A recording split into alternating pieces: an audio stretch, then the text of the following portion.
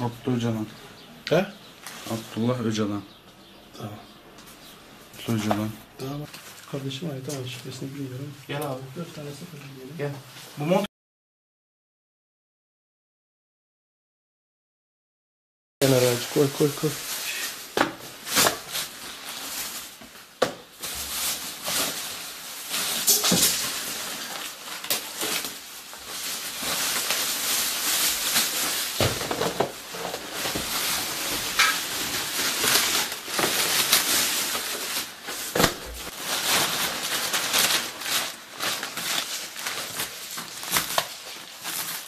Dolu mu? dolu.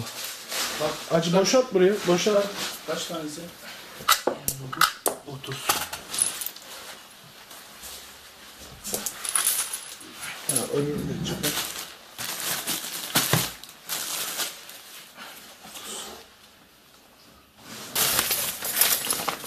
Küçük mü? Al tüfeği fişek.